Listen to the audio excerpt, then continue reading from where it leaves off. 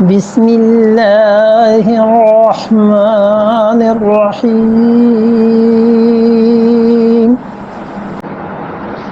يسألونك عن الخمر والميسر قل فيهما إثم كبير ومنافع للناس وإثمهما أكبر من نفعهما ويسألونك ماذا ينفقون قل العفو كذلك يبين الله لكم الآيات لعلكم تتفكرون یسألونک عن الخمر والمیسر، اور لوگ آپ سے سوال کرتے ہیں خمر کے بارے میں اور میسر کے بارے میں۔ خمر کہتے ہیں اس شراب کو جو بنیادی طور پر انگور سے بنائی جائے، کشمش سے بنائی جائے، منقع سے بنائی جائے۔ جی کشمش سمجھتے ہیں؟ اس سے بنائی جائے۔ یہ جو شرابیں ہیں، کشمش، کھجور، منقع اور کیا تھا؟ انگور۔ یہ چار، یا بعض منقع اور انگور چونکہ ایک معنی میں لیتے ہیں تو تین، یہ تین یا چار قسم کی شرابوں کو کہتے ہیں خمر، کیونکہ وہ عقل کو ڈھانپ لیتی ہے۔ خمار، اوڑھنی، کیونکہ عورت کے سر کو وہ ڈھانپ لیتی ہے، اسی سے خمر، کیونکہ وہ عقل کو ڈھانپ لیتی ہے۔ تو آپ سے سوال کرتے ہیں خمر کے بارے میں۔ اب خمر کو ہم یہ دیکھیں گے کہ رسول اللہ صلی اللہ علیہ وسلم کے زمانے میں خمر کس کو کہا جاتا تھا۔ یہ تھوڑا ہی ہے کہ ہم اس کا ترجمہ شراب سے کر لیں۔ شرابیں تو 20 طرح کی اب ہیں جو بن رہی ہیں، اس زمانے میں وہ نہیں ہوتی تھی۔ تو شراب، اس کی حرمت قطعی اور یقینی ہے، لیکن اس کے باوجود خمر کو دیکھنا پڑے گا کہ یہ کیا ہے۔ والمیسر، اور ارشاد فرمایا جوئے کے متعلق وہ آپ سے سوال کرتے ہیں۔ قل فیہما، آپ کہیے ان دونوں میں اسم کبیر، بہت بڑا گناہ ہے، یہ بہت بڑے گناہ کی چیزیں۔ خمر جب یہ چار شرابیں ہوئیں تو یہ ہیں اصل میں حرام، نجس اور ناپاک، اور ان چار شرابوں کے علاوہ ہمارے نزدیک پھر شراب کا کیا حکم ہے؟ حنفی فقہا کہتے ہیں کہ ان چار شرابوں کے علاوہ جو شراب بنتی ہے اس کا خارجی استعمال جائز اور داخلی استعمال پھر بھی حرام۔ خارجی استعمال کا مطلب یہ ہوا کہ جس میں ظاہر میں کہیں لگانی پڑ گئی دوائی کے طور پہ تو وہ کہتے ہیں وہ درست ہے، اس میں کوئی حرج نہیں ہے۔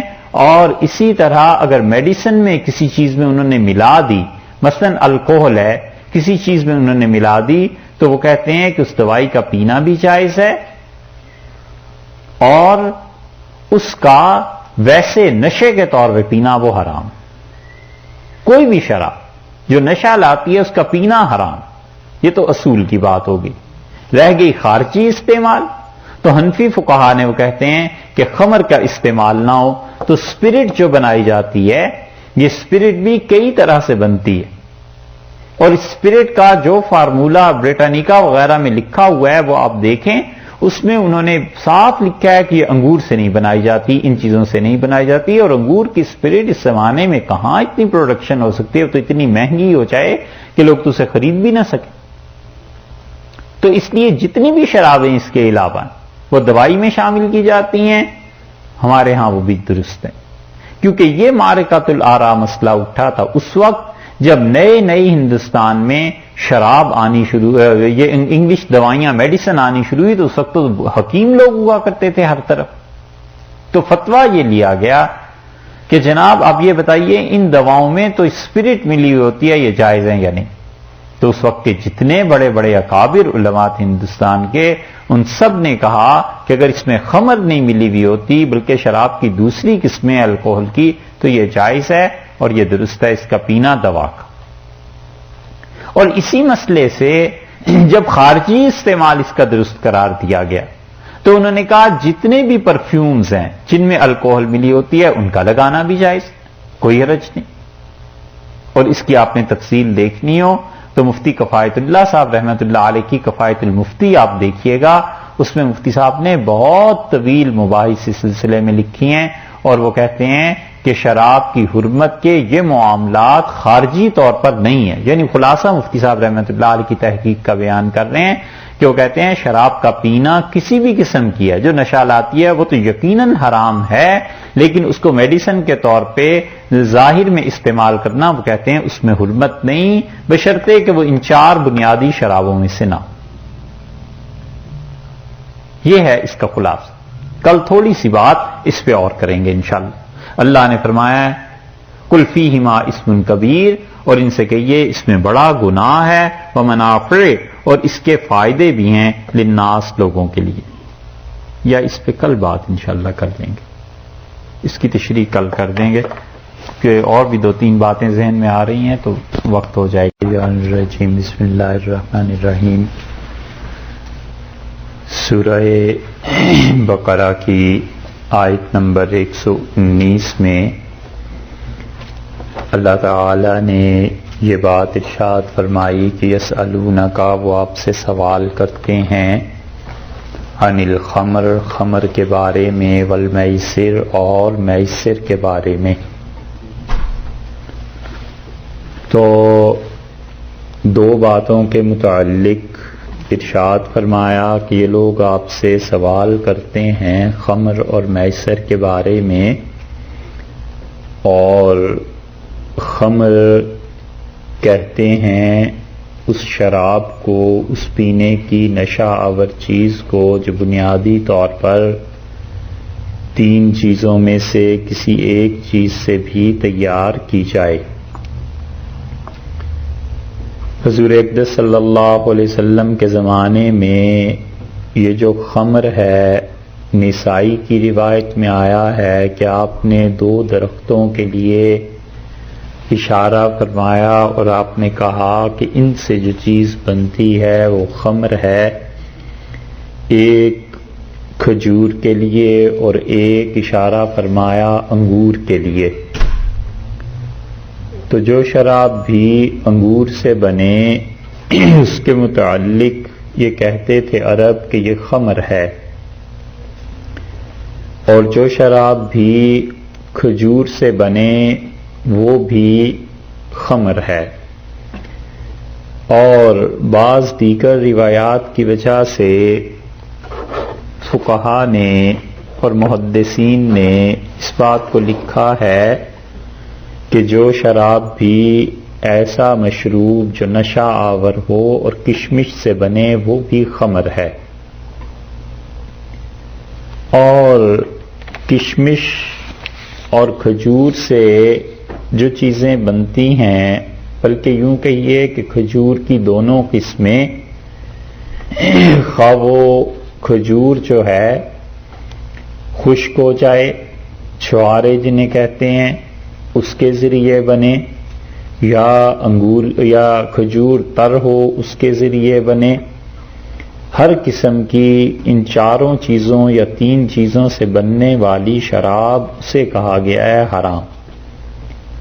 سب سے پہلے عنب، جو حدیث میں لفظ آیا ہے انگور کا، اور انگور میں کوئی بھی انگور مراد لیے جا سکتے ہیں، تھوڑے چھوٹے انگوروں، بڑے انگوروں، اس کی دونوں قسمیں. اور اس کے بعد زبیب. زبیب کا مطلب ہے منقع. منقع سمجھتے ہیں؟ منقع خشک ہوتا ہے نا انگور، میوہ کس ہیں، بیج والے جو انگور کئی قسم کے ہوتے ہیں، منقع. تیسری چیز جس سے شراب یا خمر بنتی ہے اس کے متعلق فرمایا کہ رطب، کھجور، یعنی ایسی جو تر ہو، اور تمر بھی کھجور کے معنی میں ہی، تو اسے 3 قسم قرار دے لیں، 4 قسم قرار دے لیں.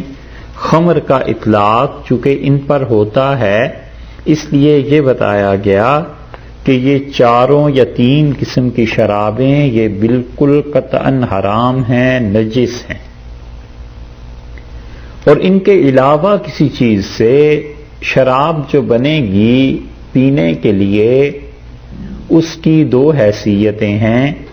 ایک حیثیت تو اس کی یہ ہے کہ وہ نشہ آور ہے اور نشہ آور ہونے کی وجہ سے وہ حرام ہے، اور ایک اس کی حیثیت یہ ہے کہ وہ پینے کے لیے بنائی گئی ہے، لیکن بنیادی طور پر ان چیزوں سے چونکہ نہیں بنائی گئی تو اللہ نے ان چیزوں کے لیے حکم دیا ہے حرمت کا، تو پینے کے سلسلے میں تو وہ حرام رہے گی، لیکن اس کا خارجی استعمال جائز اور درست ہوگا، اس لیے وہ پاک مانی گئی ہے، پاک اسے کہا گیا ہے۔ اور اس میں فقہا کا بہت اختلاف اور مباحث رہی ہیں۔ ایک تو چیز ہے کہ ہر وہ چیز جسے پینے کے لیے استعمال کیا جائے اور نشہ آور ہو اور اس پہ نشے کی تعریف آتی ہو صادق، تو وہ چیز پینا اس کا سب کے نزدیک ممنوع ہے، حرام ہے، کوئی اسے جائز نہیں کہتا۔ مسئلہ اس کے بعد شروع ہوتا ہے کہ خمر کا کیا حکم ہے، اور خمر کے علاوہ یہ کہ خمر بنتی کس چیز سے ہے۔ تو حنفی فقہا کہتے ہیں کہ رسول اللہ صلی اللہ علیہ وسلم نے اس چیز کے متعلق کہا ہے کہ یہ بنتی ہے ان چیزوں سے، اور امام بخاری رحمۃ اللہ علیہ کا اپنا مسلک یہ تھا کہ شراب یہ جو خمر ہے یہ شہد سے بھی بنتی ہے، اور وہ اسے درست بھی قرار دیتے تھے لیکن پینے کے معنی میں نہیں، بلکہ وہ اسے خارج میں استعمال کے لیے پاک سمجھتے تھے۔ اور حنفی فقہا نے جہاں اس پر بحث کی ہے وہ کہتے ہیں کہ یہ ان چار یا تین چیزوں سے جو بنتی ہے وہ بالاتفاق ناپاک ہے، اور ان کے علاوہ کسی چیز سے بنائی جائے، مثلا گنے سے بنائی جائے، مثلا سیب سے بنائی جائے یا گندم سے یا کسی بھی اور چیز سے بنائی جائے، تو وہ کہتے ہیں کہ امام محمد رحمۃ اللہ علیہ کے نزدیک تو وہ پھر بھی ناپاک رہتی ہے، اور امام محمد رحمۃ اللہ علیہ اس کے استعمال کی خارجی طور پر بھی اجازت نہیں دیتے تھے۔ اس لیے حنفی فقہا کے ہاں عوام کے لیے جو فتویٰ ملے گا وہ یہی کہتے لکھتے نظر آئیں گے کہ وہ کہتے ہیں یہ بھی ناپاک ہے، اس کا استعمال نہ کرو۔ اور امام ابو حنیفہ رحمۃ اللہ علیہ اور امام ابو یوسف رحمۃ اللہ علیہ کے نزدیک وہ خارجی طور پر پاک ہے، تو جب انہوں نے خارجی طور پر اسے پاک قرار دیا تو اس کا مطلب یہ ہے کہ وہ جسم پر لگ جائے تو جسم ناپاک نہیں ہوا، کپڑے پر لگ جائے تو کپڑا ناپاک نہیں ہوا، اور خارج میں اس کا استعمال درست قرار دیا گیا۔ مثلا کسی آدمی کو زخم ہو گیا اور اس نے زخم کو اس سے دھونا چاہا تو یہ اس کے لیے جائز ہے۔ مفتی کفایت اللہ صاحب رحمۃ اللہ علیہ نے کفایت المفتی میں اس کی بڑی تفصیل لکھی ہے، اور حدیث میں بھی ایسی چیزیں آئی ہیں کہ حضرت خالد بن ولید رضی اللہ عنہ کو زخم ہو گیا لڑائی میں، تو انہوں نے شراب سے اسے دھلوایا تاکہ اس سے صحت حاصل کریں، خون بہنا رک جائے۔ تو لوگوں نے اس پہ اعتراض کیا اور حضرت عمر رضی اللہ عنہ کو لکھا، تو حضرت عمر رضی اللہ عنہ نے اسے درست قرار دیا، اور انہوں نے ان کے فعل کا انکار نہیں کیا نہ اس پہ رد کیا۔ تو اس کا مطلب یہ ہے کہ ان چیزوں کے علاوہ جو باقی قسم کی شرابیں ہیں ان کا پینا وہ تو واقعی حرام ہے، لیکن خارجی استعمال ان کا درست ہے، جائز ہے، اور یہ وہ چیز ہے جس کی وجہ سے بعض لوگوں نے جب اس فتوے کو صحیح طور پر سمجھا نہیں تو وہ کہنے لگے کہ جناب حنفیوں کے ہاں تو شراب بھی جائز ہے، دیکھیے ہر قسم طرح کی سوائے خمر کے باقی شرابوں کو پاک لکھا ہے، تو کسی چیز کا پاک ہونا الگ چیز ہے اور اس کا حلال ہونا ایک الگ چیز ہے۔ اگر یہ دونوں جملے ایک ہی مانے جائیں کہ حلال اور پاک دونوں ایک ہی چیزیں، تو اللہ نے کیوں فرمایا تھا پیچھے قرآن میں کہ حلالن طیبہ، تم ایسی چیز کو کھا سکتے ہو جو حلال بھی ہو اور طیب بھی ہو؟ تو دونوں الگ الگ چیزیں ہو گئیں۔ ایک چیز کا حلال ہونا مسلم ہے لیکن ممکن ہے وہ پاک نہ ہو۔ چوری کی بکری ہے، چوری کا مرغا ہے، ظاہر ہے کہ وہ پاک تو ہے کہ اسے کھانے کے لیے گوشت اس کا پاک ہے، لیکن یہ کہ وہ حلال تو ہے لیکن پاک نہیں، حلال ہے جانور لیکن پاک نہیں ہے۔ اسی طرح اور بہت سی مثالیں، بھنگ کی ایک مثال دی تھی کہ بھنگ جو ہے وہ اس پہ کوئی آدمی بیٹھا اور بھنگ کی تری اور وہ اس کے کپڑوں میں لگ گئی تو وہ اس انسان کے کپڑے ناپاک نہیں ہوں گے، پاک ہوں گے، لیکن کوئی انسان اب اسے کھانا بھی چاہے یہ اس کے لیے جائز نہیں ہے، اس کے لیے ویسے ہی حرام رہے گی۔ تو اس لیے یہاں پر جو حکم ارشاد فرمایا اللہ تعالی نے وہ یہ کہ یہ لوگ خمر کے بارے میں اور میسر کے بارے میں دریافت کرتے ہیں۔ تو اس صدی کے آغاز میں اصل میں یہ مباحث بہت زیادہ ہوئیں۔ پچھلی صدی کے آغاز میں جب انگلش دوائیاں آنے لگیں تو ایک بحث اٹھی اس بات کی کہ انگلش دوائیوں میں عام طور پر الکوہل ملا ہوا ہوتا ہے، تو وہ الکوہل جو ہے اس کا استعمال کیسا ہے؟ تو اس وقت جو فقہا اور جو اچھے مفتی تھے انہوں نے کہا کہ اس میں الکوہل ملا ہوا ہوتا ہے، اور الکوہل کا خارجی استعمال تو بہرحال درست ہے کیونکہ امام ابو یوسف اور امام ابو حنیفہ رحمۃ اللہ علیہ کے نزدیک تو پاک ہے۔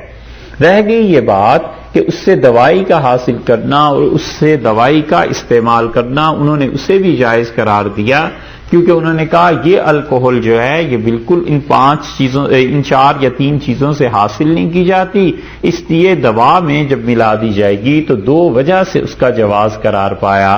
ایک تو یہ وجہ ہو گئی اور دوسرے یہ ہے کہ الکوہل اس میں اس طرح شامل ہو جاتا ہے دوائی میں کہ اس کو کوئی آدمی اگر اینالائز کرے اور پھر اس سے پلٹا کر الکوہل اس سے نکالنا چاہے تو وہ الکوہل نہیں نکال سکتا، اس کی کمپوزیشن ہی ایسی بن جاتی ہے۔ تو کمپوزیشن جب چینج ہو جائے کسی چیز کی اتنی شدید کہ اسے اصل حالت کی طرف نہ لوٹایا جائے یا لوٹایا نہ جا سکے تو فقہا اسے بھی پاک قرار دیتے ہیں۔ ناپاک چیز کی حالت جب بدل جاتی ہے تو وہ پاک ہو جاتی ہے۔ اس کی مثال ایسے سمجھ لیجئے جیسے گوبر ہے تو یہ ناپاک ہے لیکن یہ جب خشک ہو کے اپلا بن جاتا ہے تو پھر پاک ہے۔ کسی انسان کے کپڑوں پہ گوبر لگ جائے تو وہ نماز نہیں پڑھ سکتا اس لیے کہ ناپاک ہو گئے۔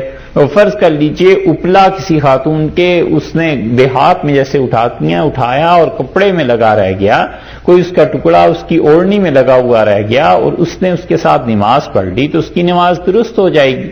تو دونوں چیزوں میں فرق ہے، اور اس کی ایک اور بنیاد بھی ہے اور وہ یہ کہ ارینا قبیلے کے کچھ لوگ رسول اللہ صلی اللہ علیہ وسلم کے پاس آئے اور انہوں نے آ کے عرض کیا کہ انہوں نے اسلام قبول کر لیا، اور اسلام قبول کرنے کے بعد یہ لوگ جا کے اپنے خیموں میں بلکہ اسلام قبول کرنے کے بعد وہیں رہے اور رسول اللہ صلی اللہ علیہ وسلم نے انہیں اپنی اونٹنیوں پر متعین کر دیا کہ ان کا دودھ نکالیں اور وہاں پر رہیں، اور انہوں نے جا کر اونٹنیوں کے ساتھ کیا کیا کہ لوٹ کر لے گئے اور مال اسباب اور یہ چیزیں، تو رسول اللہ صلی اللہ علیہ وسلم نے ان کو پکڑوایا اور حضرت صلی اللہ علیہ وسلم نے ان پر حد جاری کروائی۔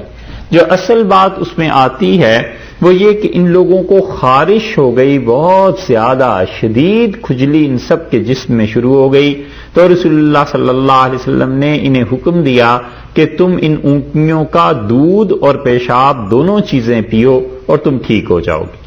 جب یہ ٹھیک ہو گئے تو صحیح بخاری میں آیا ہے کہ انہوں نے قتل بھی کیا اور اونٹنیاں بھی لے کے بھاگ گئے۔ رسول اللہ صلی اللہ علیہ وسلم نے ان پہ حد جاری فرمائی اور اس کی وجہ سے ان کی آنکھوں میں سلائیاں پھیر دی گئیں، اندھے ہو گئے، اور پھر اس کے بعد انہیں پھانسی دی گئی۔ یہ ساری چیزیں آتی ہیں۔ یہ جو الفاظ آئے ہیں حدیث میں کہ رسول اللہ صلی اللہ علیہ وسلم نے انہیں پیشاب اونٹنیوں کا پینے کا حکم دیا، اس پہ فقہا نے بحث کی ہے کہ اس کا کیا مطلب ہے۔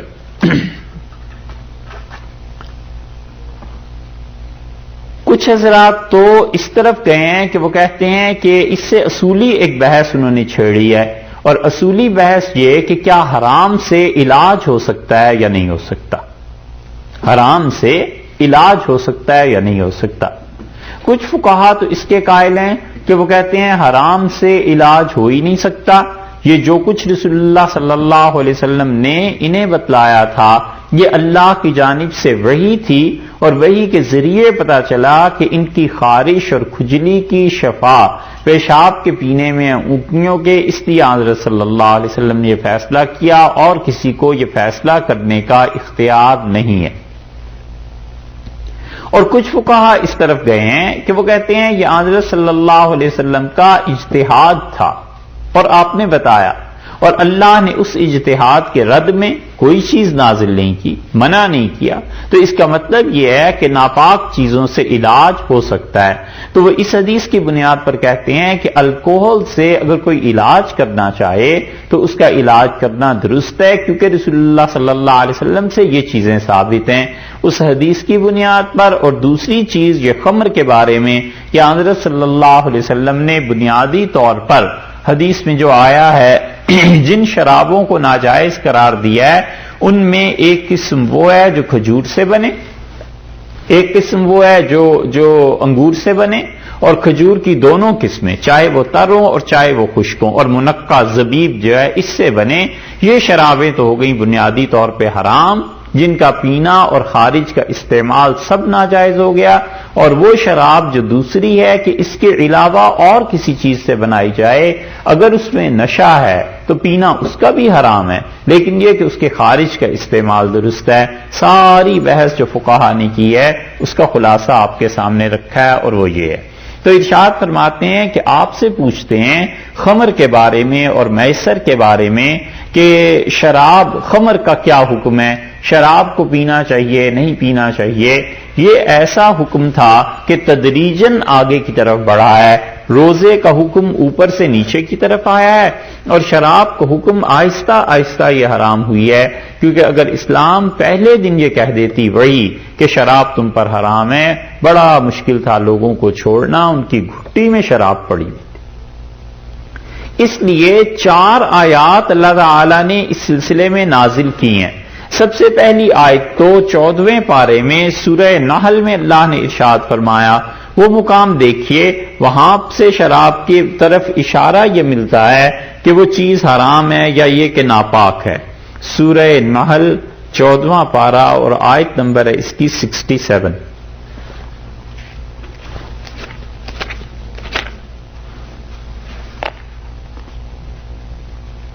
سورہ نحل 14واں پارہ اور 67 نمبر اس کی آیت ہے،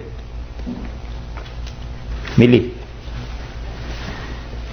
اچھا جی،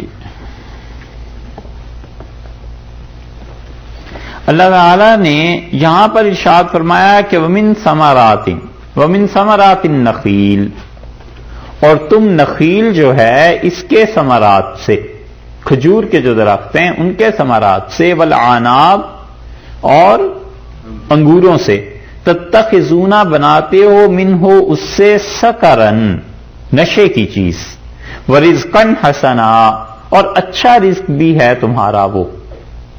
تو رزق حسنا کے مقابلے میں کیا لائے؟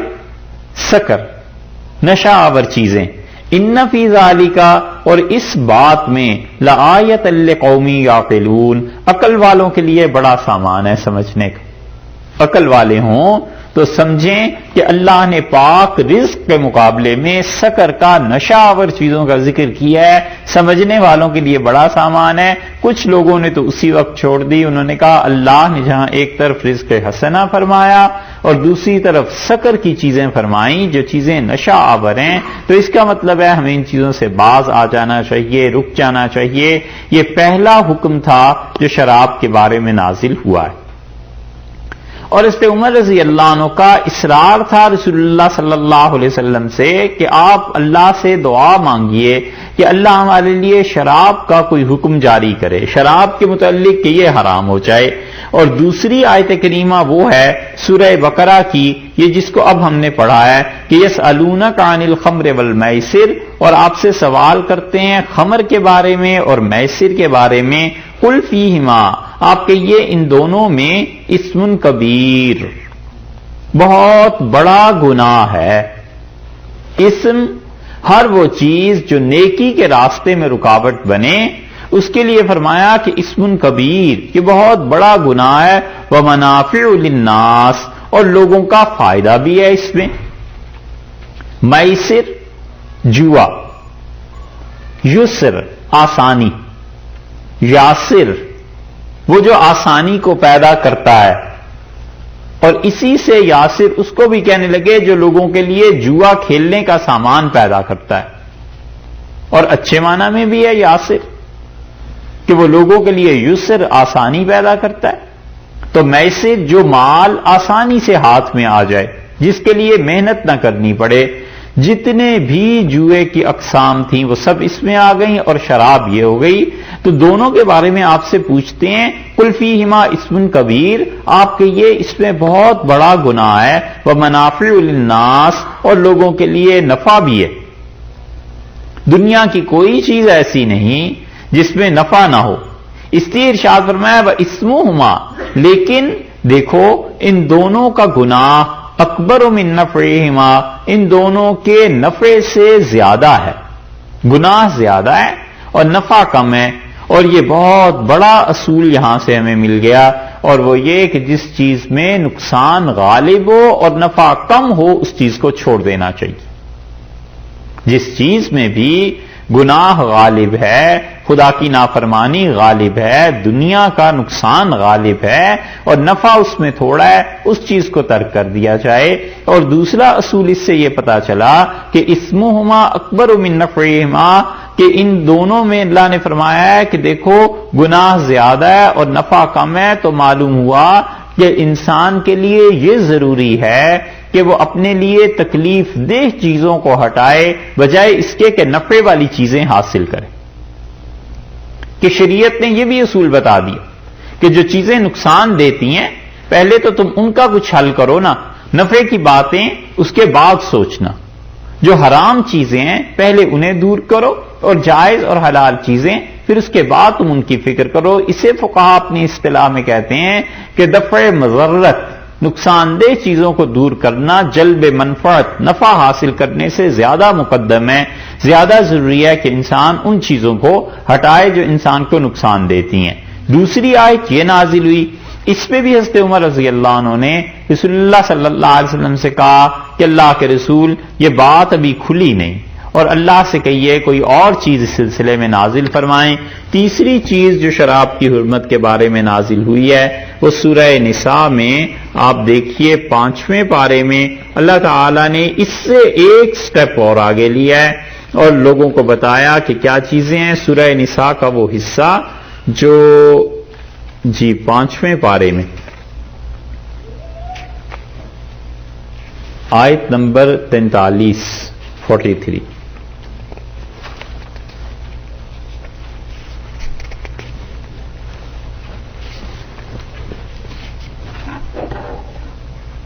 ملی.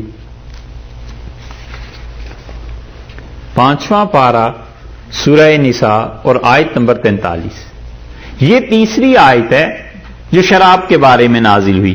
اللہ تعالیٰ نے فرمایا یا ایھا الذین آمنوا، اے ایمان والو، لا تقربوا الصلاۃ، نماز کے قریب نہ پھٹکنا، نماز کے قریب نہ جانا، وانتم سکارا، جبکہ تم نشے کی حالت میں ہو، حتیٰ یہاں تک کہ وہ نشہ اتر جائے، تعلموا ما تقولون، اور تمہیں علم ہو جائے کہ تم کیا کہہ رہے ہو.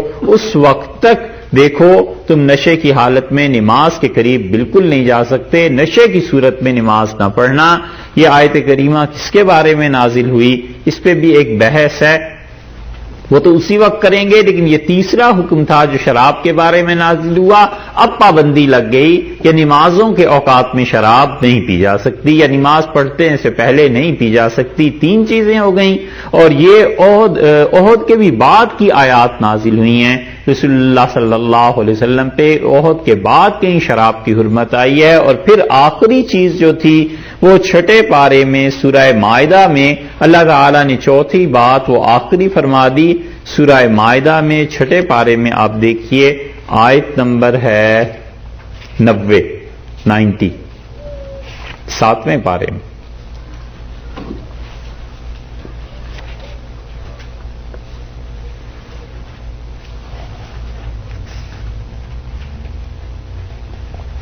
ملی 7ویں پارے میں یہ آخری حکم آ گیا اب شراب کے بارے میں. اللہ تعالیٰ نے فرمایا یا ایھا الذین آمنوا، اے ایمان والو، انما الخمر، بلا شک و شبہ خمر. دیکھا آپ نے ہر جگہ خمر کا ذکر آ گیا نا، پہلے پارے میں بھی، یہ دوسرے میں بھی خمر ہے، یہاں بھی خمر ہے. تو ارشاد فرمایا کہ انما الخمر، بلا شک و شبہ خمر شراب، والمیسر اور جوا، والانصاب اور یہ جو تم حصے مقرر کرتے ہو، والازلام اور یہ جو تیر پانسے ڈالتے ہو، لاٹریز جو آج کل کہلاتی ہیں، رجسن یہ سب ناپاک ہیں، من عمل الشیطان شیطان کا عمل ہے یہ، فاجتنبوہ بچنا ان سارے کاموں سے، لعلکم تفلحون تاکہ تم فلاح پا جاؤ. انما یرید الشیطان شیطان یہ چاہتا ہے کہ ان یوقع بینکم العداوہ کہ ان تمہارے درمیان دشمنی اور پھوٹ ڈالے، والبغضاء اور نفرتیں پیدا کرے، فی الخمر والمیسر شراب پلا کر اور اس کے ساتھ ساتھ جوئے کے معاملے میں یہ اگر کرو گے تو شیطان یہ چاہتا ہے کہ ایک تو تمہاری دشمنی بڑھے، دوسری بات یہ چاہتا ہے کہ تمہارا بغضاء غصہ ایک دوسرے کے لیے ناچاکیاں یہ بڑھیں، اور تیسری بات وَيَصُدَّكُمْ عَنْ ذِكْرِ اللَّهِ اللہ کی یاد سے شراب کے ذریعے تمہیں روکنا چاہتا ہے، وَعَنِ الصَّلَاةِ اور نماز پڑھنے سے روکنا چاہتا ہے، فَهَلْ أَنْتُمْ مُنْتَهُونَ باز آؤ گے یا نہیں؟ فَهَلْ أَنْتُمْ مُنْتَهُونَ باز آنے والے ہو یا نہیں؟ جیسے ڈراتے ہیں نا، یہ ہے اس کا مفہوم، فَهَلْ أَنْتُمْ مُنْتَهُونَ رکو گے یا نہیں؟ یہ جب آیت نازل ہوئی ہے تو بڑے بڑے لوگ جو شراب پیتے تھے انہوں نے کہا انتہینا ربنا، پروردگار بس باز آ گئے، اللہ رک گئے، آئندہ ایسی حرکت نہیں ہوگی. حضرت عمر رضی اللہ عنہ رسول اللہ صلی اللہ علیہ وسلم سے جو مسلسل اصرار کر رہے تھے، انہوں نے بار بار عرض کیا اور دعا مانگتے رہے. وہ خود کہتے تھے کہ میں اللہ سے دعا مانگتا تھا کہ اللہم بین لنا بیانا شافیا، اللہ واضح طور پر کوئی حکم اس شراب کا آ جائے، کیونکہ میں اسے زمانہ جاہلیت میں بھی سمجھتا تھا کہ یہ آدمی کے شرف، اخلاق اور اس کے مقام اور مرتبے کے منافی ہے کہ وہ نشہ کر لے. ایک جگہ انہوں نے فرمایا کہ جیسے کتا گلی میں پڑا ہوا ہوتا ہے ایسے ہی پی کے وہ بھی بے ہوش ہو جاتا ہے، اور اس میں اور اس جانور میں فرق کیا رہا؟ تو مجھے اس سے شدید نفرت تھی، اس لیے میں نے رسول اللہ صلی اللہ علیہ وسلم سے عرض کیا کہ آپ اللہ سے دعا کیجئے کہ بیانن شافیا، اللہ کوئی ایسا بیان دے دے شراب کے بارے میں، کوئی حکم جو بالکل واضح ہو. اللہ نے یہ حکم نازل کر دیا. یہ 4 چیزیں تھیں شراب کے بارے میں، اسی لیے رسول اللہ صلی اللہ علیہ وسلم نے اس کے بعد جب حکم نازل ہوا ہے تو لوگوں کو بتایا کہ شراب نہ صرف یہ کہ حرام ہے، بلکہ جن برتنوں میں تم پیتے ہو ان برتنوں کو بھی گھروں سے نکال کے پھینک دو.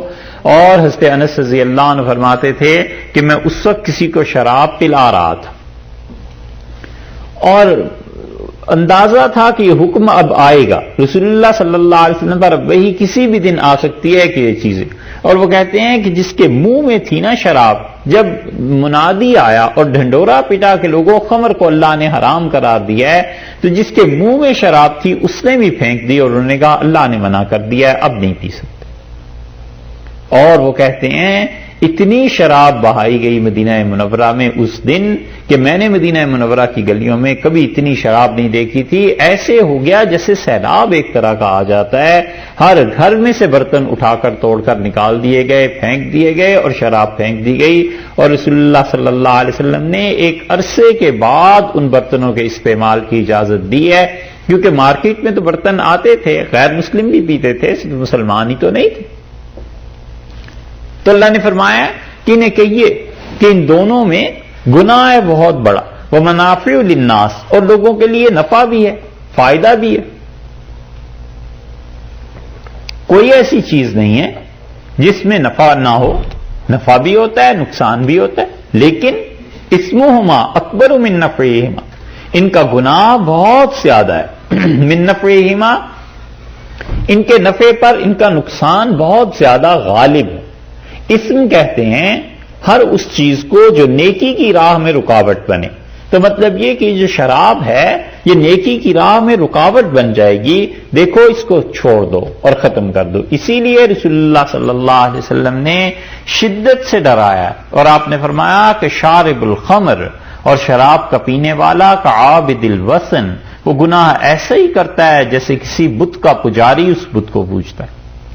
اور حدیث میں آتا ہے حضرت صلی اللہ علیہ وسلم نے فرمایا کہ شراب کا پینے والا اللہ اس کی نماز کو اور دعا کو قبول کرنا چھوڑ دیتا ہے۔ یہ ساری چیزیں ایسے ہی ہیں کہ نفرت دلائی گئی کہ انسانیت کے شرف اور مقام کے خلاف ہے، اور اسلام نے ایسا لوگوں کے مزاج کو بدل دیا تھا، طبیعت کو بدل دیا تھا کہ جو ہی حکم آیا ہے سب لوگوں نے توبہ کر لی، جو پینے والے تھے چھوڑ دی، بس ختم ہو گئی بات۔ ایسا رسول اللہ صلی اللہ علیہ وسلم نے طبیعتوں کو کر دیا تھا کہ جس موقع پہ نرمی چاہیے تھی نرم ہو گئے، جس موقع پہ سختی چاہیے تھی سخت ہو گئے۔ کنٹرول میں تھی ان کی اپنی طبیعت کہ اللہ کا حکم آتا تھا اسی کے مطابق اپنے آپ کو ڈھال لیتے تھے۔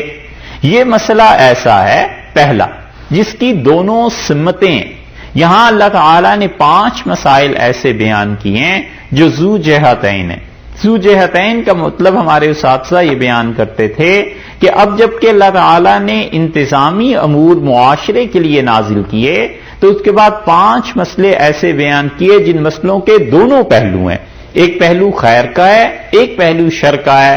اللہ نے بتایا ہے کہ اس میں جو خیر کا پہلو ہے اس سے تم کیا فائدہ اٹھا سکتے ہو، اور اگر شر کا غلبہ ہے برائی کا تو تم خیر کو نظر انداز کر دو، اپنے آپ کو اس شر سے بچانا۔ ایک چیز تو یہ ہو گئی۔ دوسرا مسئلہ جو ذو جہتین ہے جس کی دونوں سمتیں ہیں، وہ اللہ تعالیٰ نے فرمایا یسألونک کا، اور یہ آپ سے سوال کرتے ہیں ماذا ينفقون، کیا چیز خرچ کریں اللہ کی راہ میں۔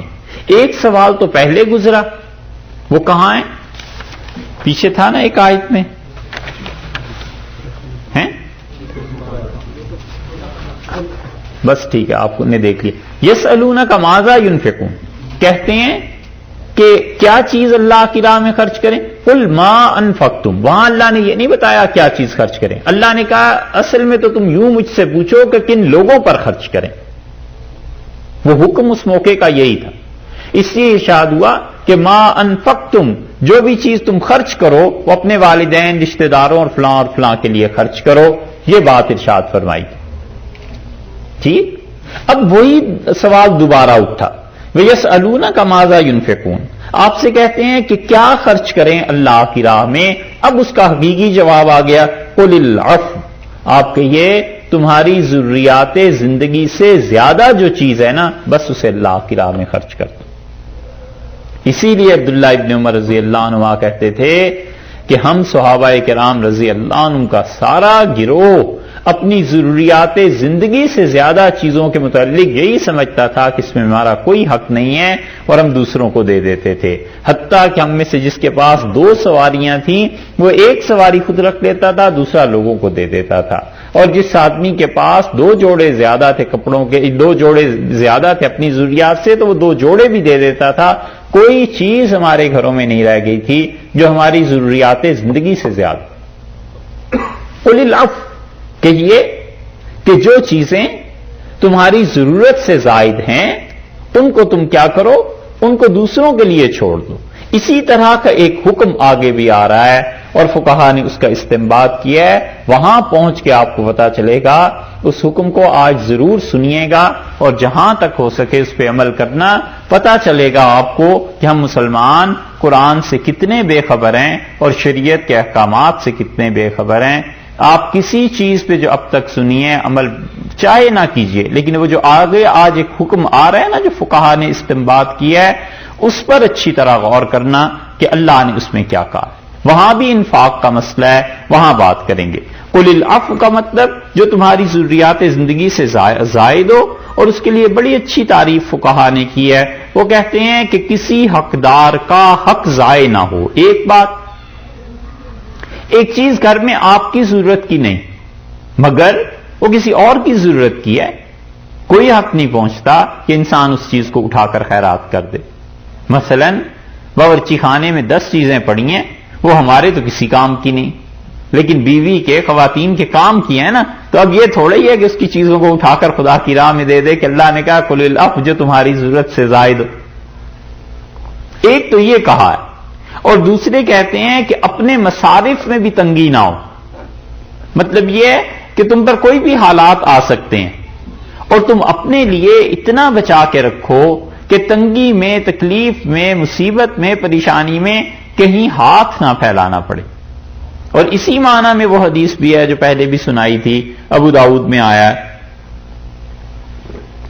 کہ ایک آدمی سونے کا ڈلا لے کے حاضر ہوا رسول اللہ صلی اللہ علیہ وسلم کی خدمت میں، اور ابو داؤد میں آتا ہے کہ اس نے عرض کیا یہ اللہ کی راہ میں خیرات کر دیں.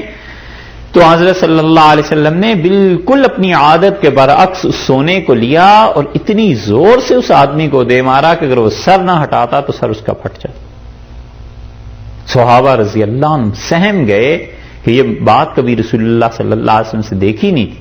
اور آپ نے فرمایا تم لوگ اپنے گھروں سے چیزیں لا کے مجھے اٹھا کے دے دیتے ہو کہ میں اللہ کی راہ میں خرچ کر دوں، اور یہ چیزیں میں خرچ کر دوں تو کل تم چوراہے پہ بیٹھ کے بھیک مانگ رہے ہو. منع فرما دیا کہ جہاں تک اپنی ضروریات ہیں ان پہ بھی تنگی نہ ہو، اور دوسری چیز جو دوسروں کی ضروریات اس گھر میں ہیں ان کے استعمال کی جو چیزیں ہیں وہ بھی نہ ہو. بس ان دو چیزوں کے بعد جو چیز بچ جاتی ہے، حکم یہی ہے کہ قل العفو، آپ نے فرمایا اسے کیا کر دو، تم اللہ کی راہ میں دے دو. اسی طرح کا ایک حکم آگے آئے گا، وہ آپ سے عرض کرتے ہیں کذالک یبین اللہ اسی طرح واضح کرتا ہے، کھول دیتا ہے لکم تمہارے لیے الآیات، اپنے احکامات کو خدا اسی طرح واضح طور پر بیان کرتا چلا جاتا ہے. یعنی دیکھو پہلے حکم شراب کا بہت عام تھا، آہستہ آہستہ ہم اسے تنگ کرتے رہے اس دائرے کو حتیٰ کہ تمہیں منع کر دیا. اور اسی طرح پہلے تم نے پوچھا تھا کہ کیا چیز خرچ کریں تو ہم نے کہا فلاں فلاں کا خیال رکھنا.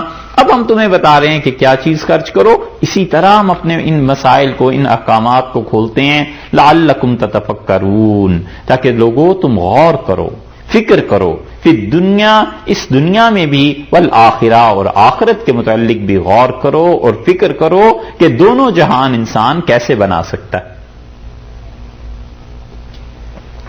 اور یہ دلیل ہے اس بات کی کہ اللہ نے دنیا کی طرف بھی متوجہ فرمایا کہ دنیا میں جو کچھ تم نے کرنا ہے، زندگی کیسے گزارنی ہے، کیا کیا کام کرنے ہیں، کس طرح اپنا مستقبل بنانا ہے، کیا چیزیں، غور کرو، فکر کرو.